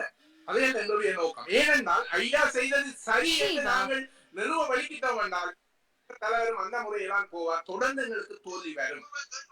நாங்கள் சொல்ல வருவது ஐயா அந்த முறையினாலே பிரச்சனை வந்திருக்க மீள்பார்வை செய்யுங்க. எங்கெங்க தவறு விட்டு இருக்கிறோம், எது சரியான அவசர ஐயா செய்தது எது சரி எது தவறு, இதை திருப்பி வைத்துக் கொண்டு தான் நாங்கள் பார்க்கணும். உண்மையில் நான் தான் ஐயாவின் பின்னர் ஏற்பட்டது ஒரு வெற்றிடமாக நான் கருதவில்லை. ஐயாவின் பின் ஏற்பட்டதை ஒரு திருப்பணியாக நாங்கள் மாற்ற வேண்டும் என்பதுதான். எங்க தவறு விட்டிருக்கிறோம், ஐயா இந்த அரசியல் எங்க தவறு விட்டிருக்கிறோம் என்பதை எல்லாத்தையும் ஆராய்ந்து ஒரு திருப்பூமியாக கொண்டு நாங்கள் செல்ல வேண்டும் என்பதுதான் எங்களுடைய நோக்கமே ஒழிய. ஏனென்றால் ஐயா செய்த தவறுகள் எல்லாத்தையும் நியாயப்படுத்தி நாங்கள் ஐயா சிறந்த ஒரு இது அவர் பெரிய வெற்றிடம் ஏற்பட்டதுன்னு சொன்னால் திரும்பவும் பழைய குருடி கதவத்திரோடி திரும்பவும் நாங்கள் அதுக்குள்ள போய் மீண்டும் மீண்டும் சிங்கள தரப்புகளாலே உருவகத்தால் ஏமாற்றி கொண்டு இருக்க அவர்கள் மீண்டும் எங்கள் எல்லாவற்றையும் ஆக்கிரமித்து இலங்கை முழுவதையும் அவர்கள் நினைத்த சிங்கள பௌத்த பூமியை ஆக்கிவிடுவார்கள் என்றுதான் எங்களுடைய ஆதங்கமையுடைய வேறு ஒன்று. நன்றி.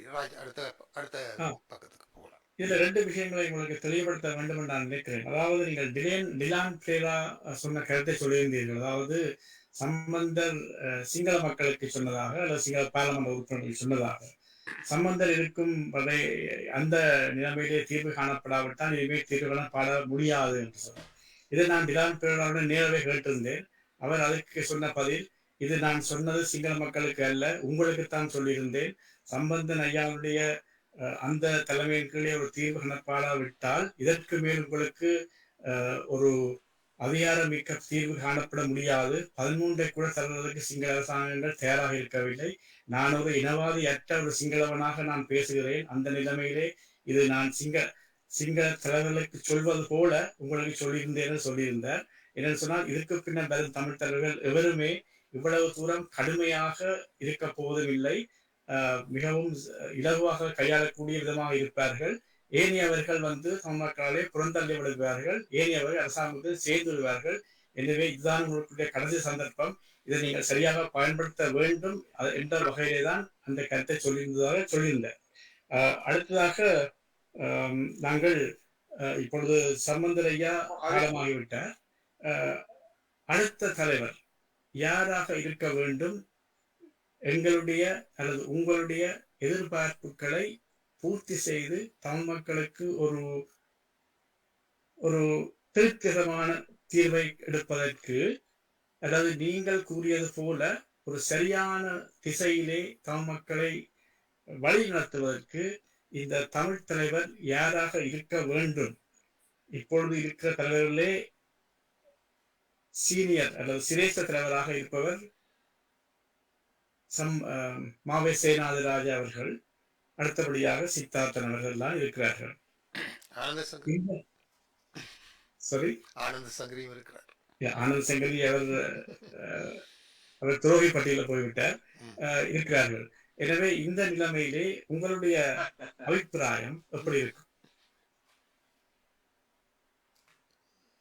நான் யாராக இப்ப இருக்கிற தலைவர்களில் யார் என்று நான் சொல்ல மாட்டேன், சொல்ல விரும்பவில்லை. நான் யாராக இருக்கிறார் என்பது சொல்வதை விட எப்படி இருக்க வேண்டும், யாராம் இருக்கலாம், எப்படி தலைவர் இருக்க வேண்டும் என்பதற்காகத்தான் சம்பந்தன் ஐயா பற்றி இவ்வளவு நாங்கள் கழித்து இருக்கின்றோம்.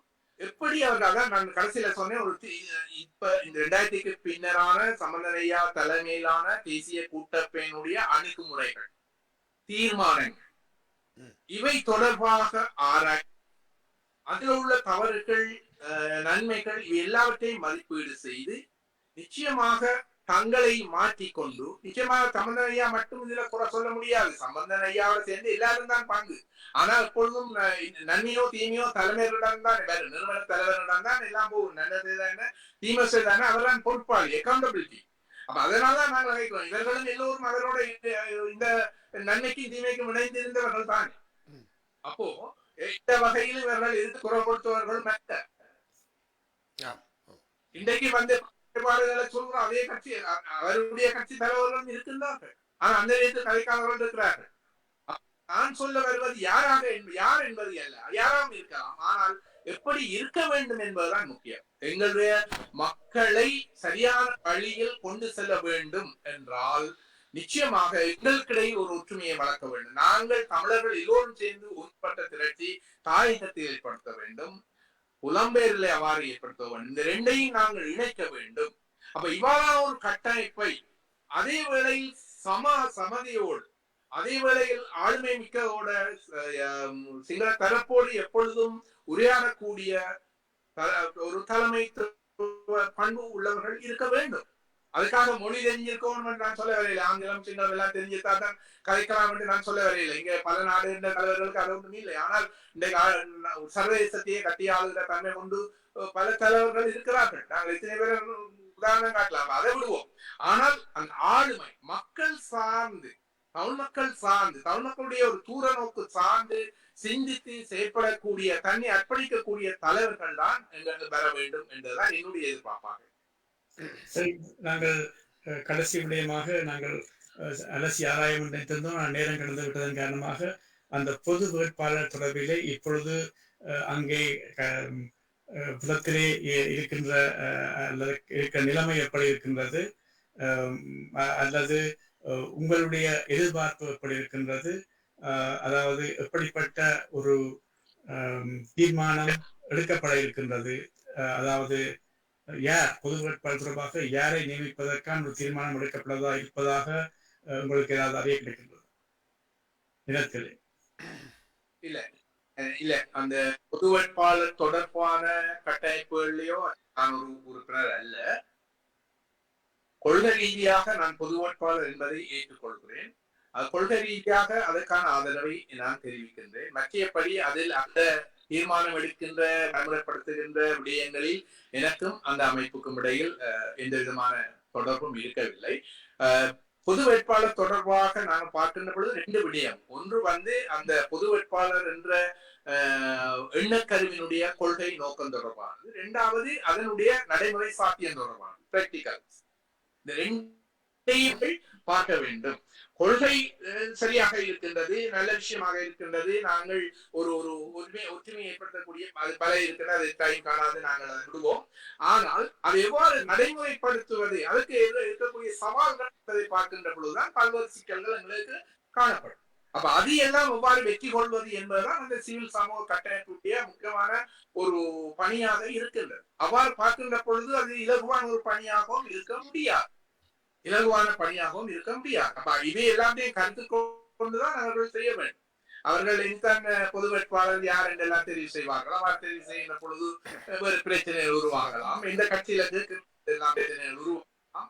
சமகாலத்தில அரசாங்கத்துடன் நீக்கிறமல்ல தமிழரசு கட்சி பக்கம் அதை எதிர்க்கின்ற தன்மை ஏற்படலாம். இப்படி பல சிக்கல்கள் இருக்கின்றது. இது எப்படி வெற்றி கொள்வது என்றதுதான் அந்த கட்டமைப்பிற்கு முன்னால் உள்ள பெரிய ஒரு கேள்வி. மற்றபடி கொள்கை ரீதியாக எல்லாரும் தான் ஏற்றுக்கொள்கிறார்கள். எதிர்ப்பவரும் கொள்கை ரீதியாக சரி என்று ஏற்றுக்கொள்கிறார்கள். ஆனால் இப்ப சரி வராது என்று சொல்லுகிறார்கள். ஆனா இப்ப சரி வராது என்று சொல்லுகிறவர்களும் சரி என்று சொல்லுகிறவர்களும் ஒன்றிணைந்து சரி வரும் என்று இயங்கினால் சரி வரும். இல்லை என்றால் அது பல்வேறு சிக்கல்களை எதிர்நோக்கக்கூடிய ஒரு வாய்ப்பு இருக்கின்றது என்பதைத்தான் நான் இப்ப சொல்லக்கூடிய இருக்கின்றது. ஆனால் இந்த பொது வேட்பாளர் தொடர்பாக மக்களிடம் இன்னும் சென்றடையவில்லை அந்த விடயம்.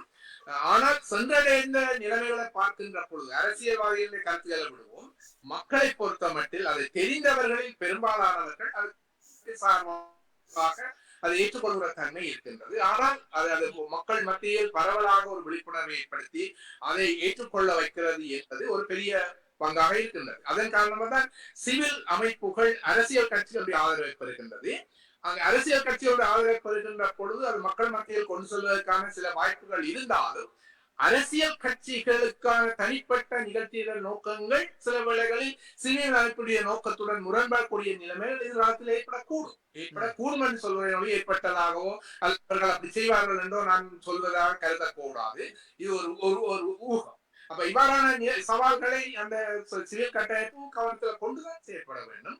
அவ்வாறு செயற்படுகின்ற பொழுதுதான் அந்த உண்மையான கொள்கையை நோக்கி வரும். இல்லையா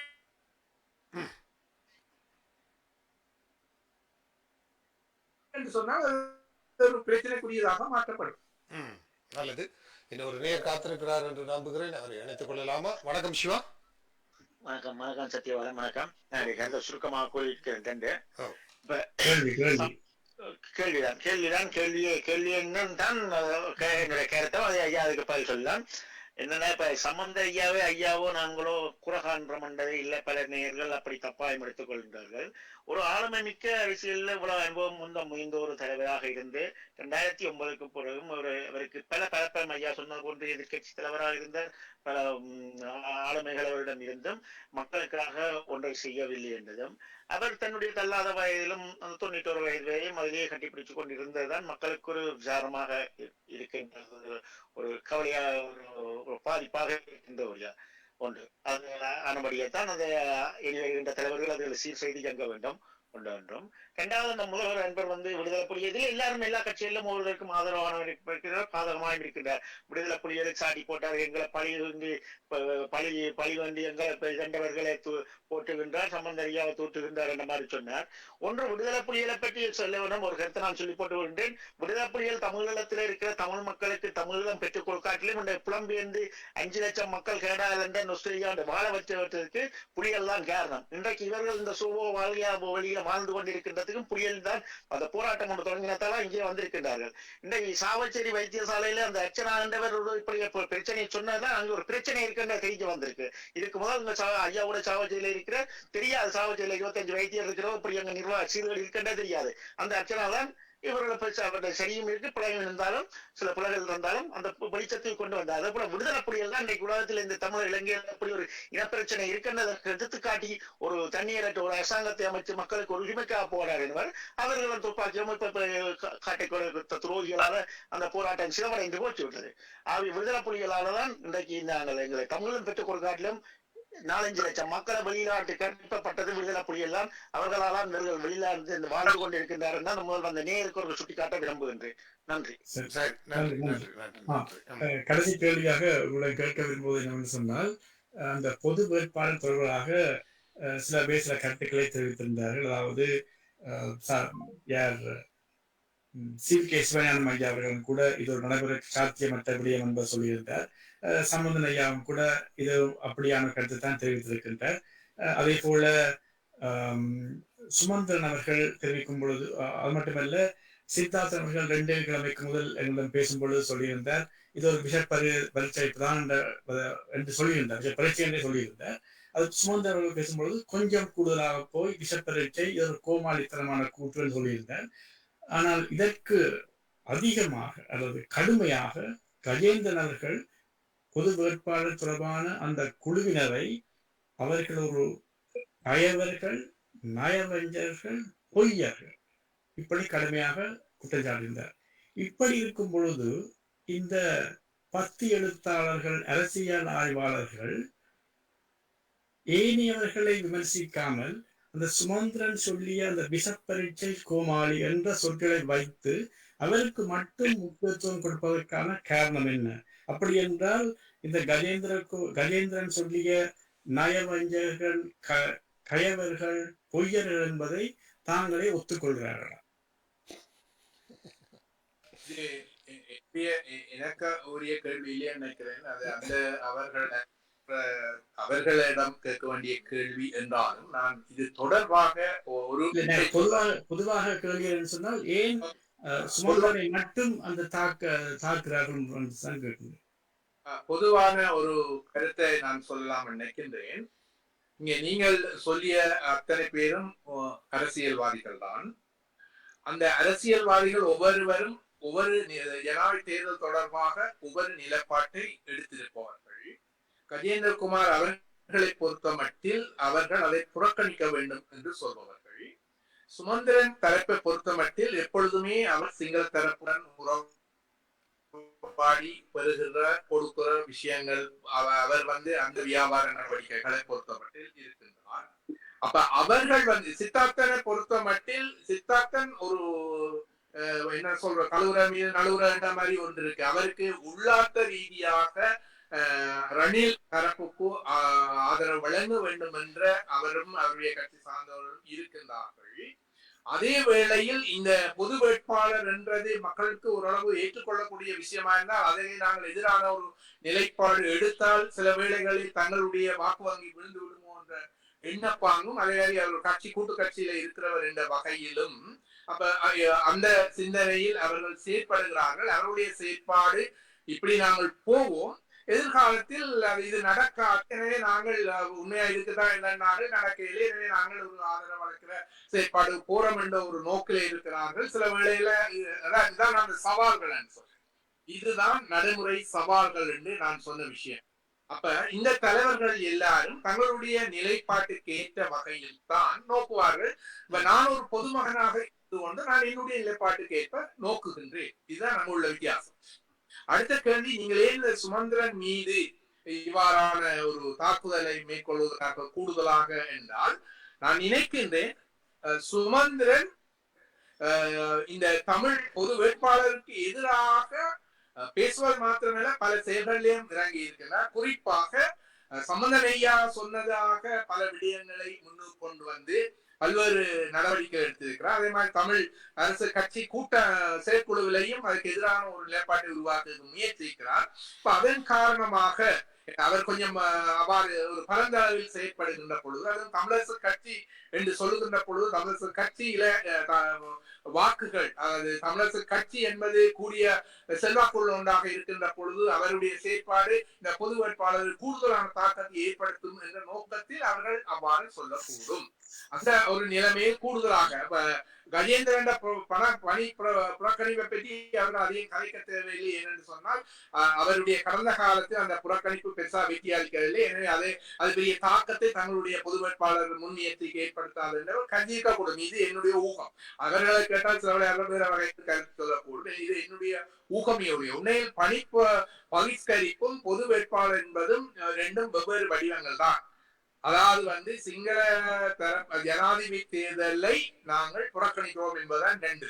அது புறக்கணிப்பது, இது நாங்கள் இன்னொரு சக்தியாக மக்களை ஒன்று திரட்டுவதற்கான வாய்ப்பாக அவர்கள் பயன்படுத்துவதற்கான ஒரு ஒற்றுமையை ஏற்படுத்தி ஒரு சக்தியை ஒரு பலத்தை காட்டுகின்ற ஒரு முயற்சியாக அவர்கள் முயற்சிக்கின்றார்கள். எனவே ரெண்டும் வெவ்வேறானவை அல்ல, நோக்கத்தில் வெவ்வேறானவை அல்ல, ரெண்டும் ஒன்றுதான். ஆனால் இது ஒரு செயற்பாட்டு ரீதியாக இயங்கியல் அடுத்த கட்டத்துக்கு நகரக்கூடிய இருக்கும். புறக்கணிப்பு அப்படியே தொடர்ந்து நடந்து அப்படியே புறக்கணிப்பு போட்டு இதுக்கு நாங்கள் எதிர்ப்பை காட்டிட்டு அல்லது அதை நாங்கள் பங்கு கொள்ளவில்லை என்று சொல்லி போட்டிருக்கிறோம். ஆனா அது எவ்வளவு தூரம் வெற்றி அளிக்கப்பட்டது கடந்த காலத்தில் நாங்கள் பார்ப்போம். எனவே அதை இன்னொரு வடிவத்துக்கு, எங்களுக்கு சார்பான இன்னொரு வடிவத்துக்கு எப்படி மாற்றக்கூடாது என்ற ஒரு சிந்தனையாகத்தான் பொது வேட்பாளர் இருக்கின்றது, இருக்கும் என்பதுதான் என்னுடைய கருத்தாக இருக்கிறது. நல்லது. நன்றி திரு அருந்தோபாலன் அவர்களே, ஆழ்த்தரமாக உங்கள் கருத்துக்களை முன்வைத்திருக்கிறீர்கள். அதே சமயம் சாவகச்சேரி வைத்தியசாலையிலே நடைபெற்ற விவகாரத்தை ஒரு நிர்வாக ரீதியாக உங்களுடைய ஒரு அதிபர் என்ற வகையிலே நீங்கள் அந்த பார்வையை வழங்கி இருந்தது மிகச்சிறப்பாக இருந்தது.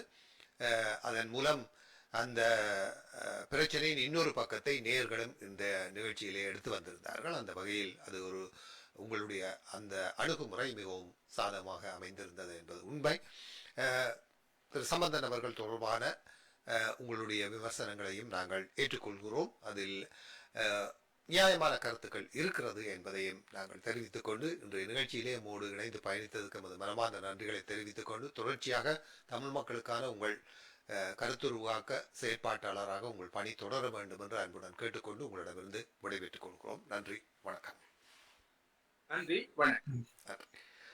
நேர்களே, இதுவரை போக்ஸ் தமிழ் வானொலியில் சதுரங்கம் நிகழ்ச்சியில் சமூக செயற்பாட்டாளர் திரு கந்தையா அருந்தோபாலன் அவர்கள் கலந்து சிறப்பித்ததை கேட்டீர்கள்.